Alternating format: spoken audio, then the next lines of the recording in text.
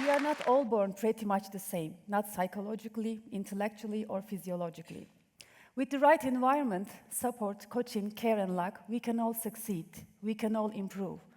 But what if we are not that lucky enough to have that opportunities? And what if we have to create our own chances? In most of our life pursuits, our environments decide our ambition. Our skills and perseverance determine the matter of success. For example, in sports, it is not really important where you are from. The important thing is how fast, how strong, and how accurate you are. Still, your environment introduces you to some sports and withholds you from the others. I would almost say, have you ever seen a Jamaican bobsled team, as an example? Or in science, it is not really important where you are from as well in science. It is about the hypothesis you formulate, the facts you find, and the conclusions you draw. Still, your environment is more likely or less likely to introduce you to science. For instance, through visiting a university, watching Discovery Channel, or reading National Geographic. This is even more true in language learning. In Turkey, English language is not present as it is in many European countries, and for that reason, our ability to speak English is not good enough, not fluent enough, and we are not fully benefiting from the opportunities presented to us, especially all over the world. Let me explain. When I was a child, I used to live in a small town near Afyonkarahisar, and there was only one public school. Unfortunately, English lessons were not available to me, not like today's children who have already been learning English since kindergarten or even at second grade in public schools. And when I was 6, there was a famous TV show called From 7 to 77, presented by Barış Manço, who was a great musician, traveler, and cultural ambassador of Turkey. Most important of all, he was a man in search for connection, and he was my idol. In his TV show, he traveled all around the world, from the Arctic to the Equator, and presented the cultures of those countries he visited through the stories of average citizen. And each week, I was eagerly waiting for the next episode that allowed me to discover new countries, new cultures, and go beyond the borders of my own small town. At an early age, I became aware of the fact that to really understand different cultures, different values, and contact with other people, I had to learn their language. But this opportunity was not available to me. Internet was in its early days. Turkish national TV channels had hardly broadcasted English programs. No one in my family could speak English. And there was almost nothing for me to expose to English. And the only thing I could do was just listen to the radio, listen to Aretha Franklin, Celine Dion, or Madonna, and memorize the lyrics of their songs. At first, I had no idea what they were really about or if I really memorized the correct words. But later, I started to grasp the meanings and the emotions attached to them. And later, I started to understand the sentence, and slowly but surely, I could really understand the message of a song after a short while. And with each word I grasped, I felt like my horizon broadened, and each word added to my self-confidence. And each word made me more curious for the next. As an old saying goes, curiosity is the best teacher for me. And when I was 11, I started secondary school, and I met my first English teacher.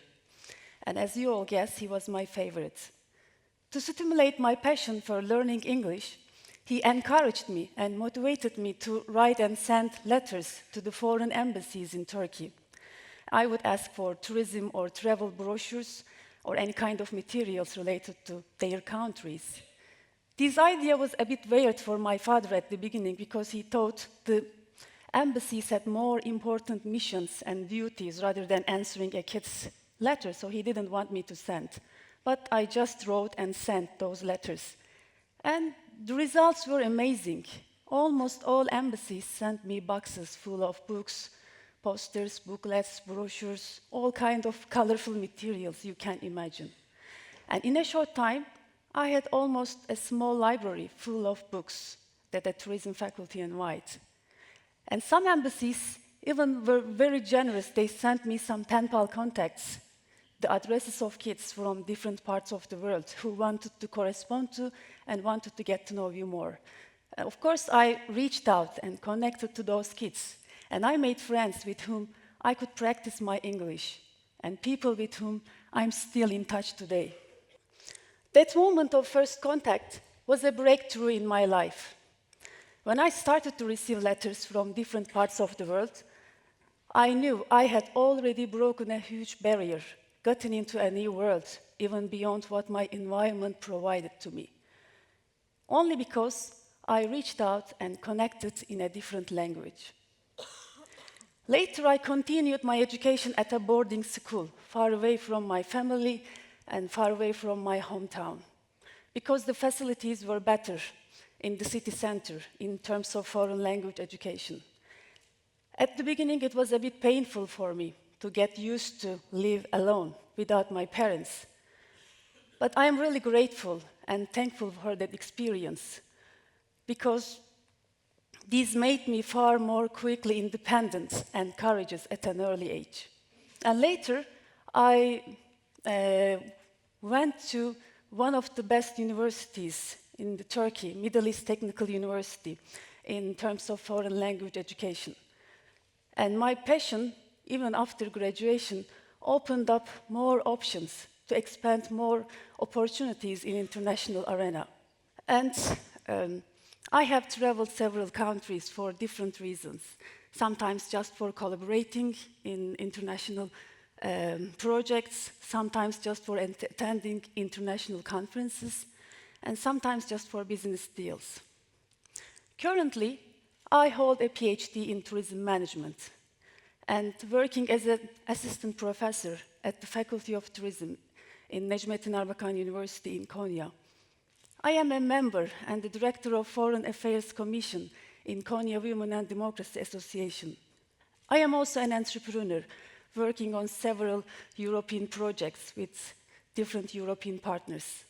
Next to this, I am teaching vocational English to tourism students. And recent studies clearly indicate that the perception of quality of a country as a holiday destination are being determined by the quality of customer experience during brief face-to-face encounters and with tourism staff, hotel employees, and locals. And current customers and tourists are looking for and yearn for personal touch and connection. And for this to happen, and for this development to really excel at transition, a reform in Turkish vocational education is necessary in terms of language teaching. When it comes to foreign language teaching in tourism departments, I can say that it is getting better and better in terms of quality and standards when it compared to my childhood. But still, there are some important problems we have to overcome with.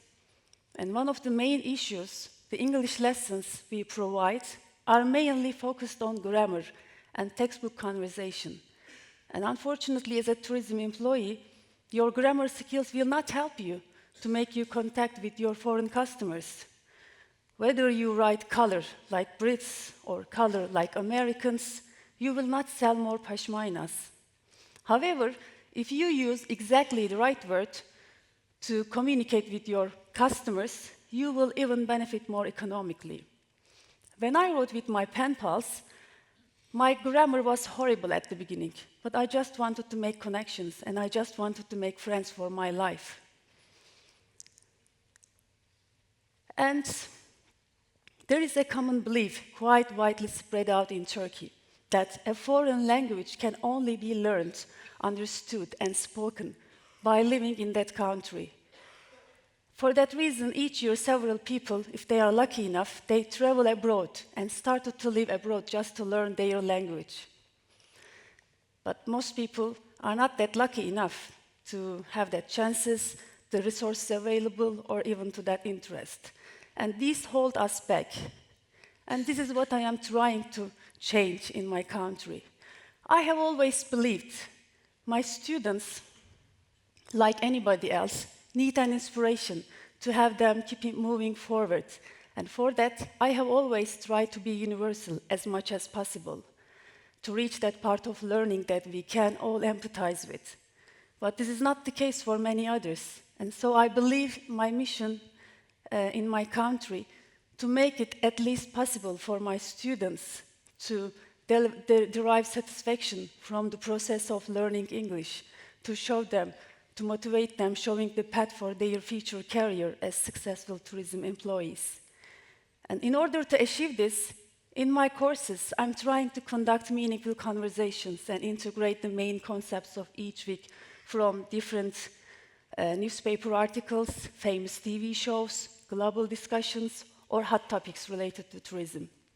And I truly love to see my students' eyes sparkle when they get rid of their fears and when they push themselves and eventually started to express their emotions, their beliefs, and their ideas in English or in a different language. As a conclusion, I can say that find your passion and make connections, even beyond what your environment provided. My passion for learning English allowed me to reach my highest goals and fulfill my biggest dreams. As you see, you are here in front of you, speaking English to an international audience on a TEDx stage, and still connecting with new people and different cultures. So, please, come and see me today. I would love to meet you. Thank you.